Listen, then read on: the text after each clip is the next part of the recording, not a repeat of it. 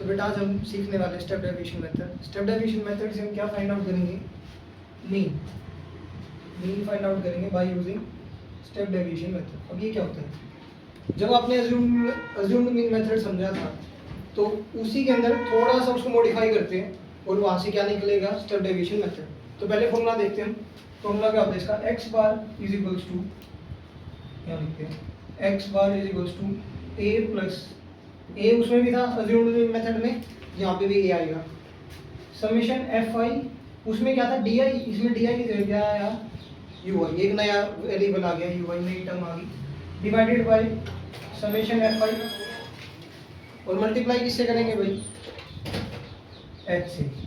अब समझाता हूँ इसमें एक बातें कि ये यू आई क्या है, एच क्या है और किस तरह से इस क्वेश्चन को करना है। ये आपकी कैलकुलेशन को और भी छोटा बना देगा। अज्यूम्ड मेथड, जैसे कि हमने 3 मेथड करने हैं इसमें, तो डायरेक्ट मेथड हमने सबसे पहले किया, फिर हमने कौन सा मेथड किया है? Assumed mean. तो डायरेक्ट मेथड से आसान कौन सा लगा आपको? Assumed mean. अब उससे भी आसान आपको कौन सा लगने वाला है? ये स्टेप डेविएशन मेथड। कैलकुलेशन इसकी और ज़्यादा मतलब आसान है, सिंप्लीफाइड है। तो कैसे करेंगे? पहले तो आप ये समझो, ये जो नया यू आई है ये क्या है? देखो डी आई जो था, जो अज्यूम्ड मीन मेथड में था, वो क्या होता था? एक्स आई माइनस ए, ये होता था। और ए क्या होता है बेटा? Assumed mean. जो हम किसी इनकी मिड वैल्यूज जो लेते थे, हम एक्स आई जीरो टेबल बनाते थे, इसमें से कोई भी बीच की टर्म उठाते थे, उसको क्या नाम देते थे? ए। तो यहाँ पे भी वैसा ही सेम काम चलेगा, सेम प्रोसीजर रहेगा। अज्यूम्ड मीन मेथड में जैसे ए चूज करते थे, वैसे ही यहाँ पे भी हम एक्स आई निकालेंगे। एक्स आई क्या होती है? क्लास इंटरवल्स की मिड वैल्यू। मिड वैल्यू निकाल के बीच की कोई भी वैल्यू उठा लेना, उसको क्या नाम दे दो आप? ए नाम दे दो। वहां तक का काम है सेम। उसके बाद क्या करना है? तो डी आई और यू आई में फर्क क्या हुआ? देखो हमने एच से मल्टीप्लाई किया ना, जैसे कि वहां पे एक्स आई में से ए घटाया तो ए को जोड़ दिया। तो यहाँ पे अगर एच से मल्टीप्लाई किया तो किससे डिवाइड कराऊंगा? डी आई को एच से। इसका क्या मतलब कि मैं एक्स आई माइनस ए तो करूंगा, फिर उसकी डिवाइड किससे करा दूंगा? एच से। और एच क्या आपका? Class width. एच क्या आपका? क्लास विड्थ बोलो, क्लास साइज बोलो, एक ही बात होती है। क्लास विड्थ कैसे निकालते हो? Upper limit minus lower limit. क्या क्लास साइज है या क्लास विड्थ कितनी है इसकी? 10। तो एच की वैल्यू क्या होगी? यहाँ पे 10 आ गई, ठीक है। उसके बाद ए की वैल्यू, चलो पहले एक्स आई निकालते हैं। देखो 10 और 20 के बीच में क्या बैठा होगा? 15। सब में 10-10 का गैप है ना, तो पीछे वाले में आगे वाला निकालना है तो 10-10 जोड़ते जाओ। फिर आगे 25, उसके बाद 35, उसके बाद 45, उसके बाद 55, फिर 65, फिर से 75, 85, लास्ट में 95। टोटल कितनी टर्म्स है? 10 टर्म्स है हमारे पास। तो 10 टर्म्स में से अब बीच की कौन सी टर्म ले? तो 5th टर्म भी ले सकते हो यारो, 6th टर्म भी ले सकते हो, आपकी इच्छा है। मैं 5th टर्म को ले लूँ, इसको क्या नाम दे दे बेटा? ए नाम दे देते हैं, ठीक है। अब हम क्या निकालेंगे? अब हम निकालेंगे पहले एक्स आई माइनस ए, ये निकाल लेते हैं, जो कि क्या था?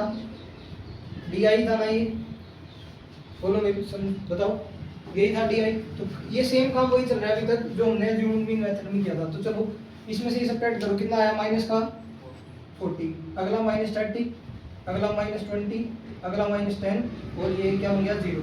फिर उसके बाद प्लस 10, प्लस 20, प्लस 30 और प्लस 40। बताओ कोई दिक्कत यहाँ तक? यही आएंगे 1 2 3 4 5 6 7 8 9, एक चीज कम रहेगी, 9 ही थे क्या? हाँ 9 इंटरवल्स थे, ठीक है। अब इसके बाद क्या करना है आपको? नया चीज यू आई। यू आई क्या था? डी आई अपॉन में एच, या ये कह लूँ एक्स आई माइनस ए अपॉन में एच। क्या हुआ? कोई डाउट है? आशीष कोई डाउट हो गया क्लियर? ठीक है। अब ध्यान दो, अब ये जो डी आई निकले ना, इन सबको किससे डिवाइड करना आपको? एच से। और एच की वैल्यू क्या है बेटा?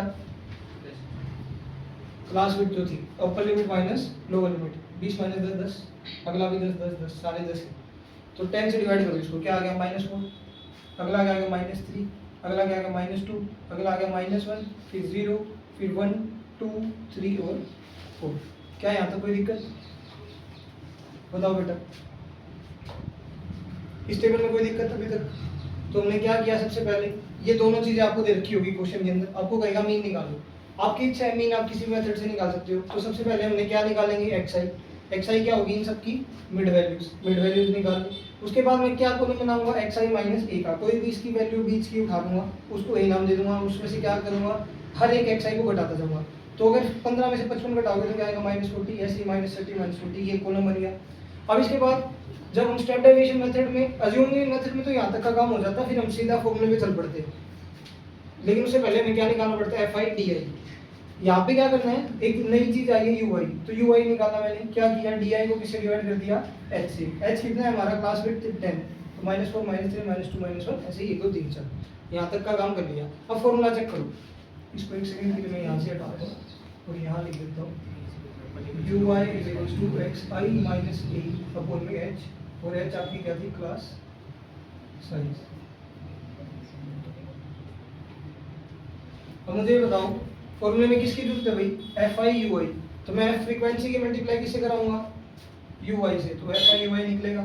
करो 8 4 जा -32, अगला -21, उससे अगला -24, -24, हाँ सही है, -23, -23, 0, 0, 13, 13, उसके बाद 8 से 16, उसके बाद 6 से 18, उसके बाद 12 चौक 48। तो आपको क्या करना है, माइनस माइनस वालों को एक बार पहले प्लस कर लो, और फिर प्लस प्लस वालों को एक साथ प्लस कर लो, और उसके बाद इनको सेपरेट करो, तभी हमें क्या मिलेगा, summation FI UI। Summation FI UI यही होता है इन सबका सम। और एक चीज यहाँ पे भी निकालनी है हमें, n की जरूरत है, n क्या होता है, समीशन FI। तो इन सबका सम करने पे आपको कितना मिलेगा, 100। चेक कर लेना, इनका बताओ फटाफट करके, कैलकुलेटर मुझे क्या आएगा, -100, ये सब कैलकुलेट करेंगे, -100 आ रहा है इसका। हाँ, चेक करो, 2 3 4 7 3 10, 3 2 5, हाँ बिल्कुल ठीक है। इन सबको प्लस करोगे तो 8 8 16 16 और 6 22 95, 8 16 6 22 22 और 3 25 5 2 1 3 4 5 5 और 95, बिल्कुल ठीक है। तो इन दोनों को प्लस करूंगा तो मेरा आंसर क्या मिलेगा, माइनस का 5। इतनी बात समझ में आ गई, बोलो कोई दिक्कत। तो हमें समीशन FI UI मिल गया, हमें समीशन FI भी मिल गया। अब A और H तो हमें पता ही है, तो सीधा सीधा अब x बार के फॉर्मूले पुट कर दें। x बार का फॉर्मूला आप लिख सकते हो ये ऊपर को देख के। तो ये हमारा फाइनल स्टेप है, टेबल यहाँ तक हो चुकी है हमारी कंप्लीट।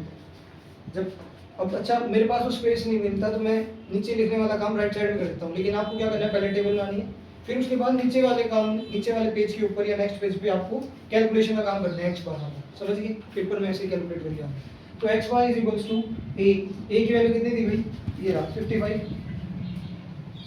उसके बाद प्लस समेशन FI UI जो कि क्या था, -5 अपॉन में 100 समेशन FI, ये रहा 100 हो गया। तो ये क्या हो गया, 0.05 हो गया, 55 माइनस 0. बोलो डेसिमल में ऐसे ही करते हैं हम, इसको माइनस करोगे कितना बनेगा, 49.95, 54.95। यही आपका क्या है, x बार, यही आपका क्या आ गया, नहीं। तो आप बताओ कैलकुलेशन आसान हुई नहीं हुई। अगर आप इस वाले टर्म को FI से मल्टीप्लाई करते फिर कितने जीरो आती, 320 होता, 210 होता, 240 होता, ये सब होता। बट अभी h से डिवाइड करने के बाद हमारी सारी जीरोस वाला काम भी हट गया, तो ये प्लस माइनस का काम थोड़ा और छोटा हो गया और इससे कैलकुलेशन आसान होगी। 1 मिनट, एक गड़बड़ रहेगी, ये h को भूल गया, h से मल्टीप्लाई भी करना था हमें, h से मल्टीप्लाई इनटू 10 भी होएगा, ये 0 से 0 कैंसिल होगा, एक 0 कैंसिल होगी, तो 54.5 ही आ गया। ठीक है, तो ये मत बोलना ये h इसके साथ ही मल्टीप्लाई नहीं है, इसको मल्टीप्लाई भी करके आना। क्लियर आशीष? सर एक चीज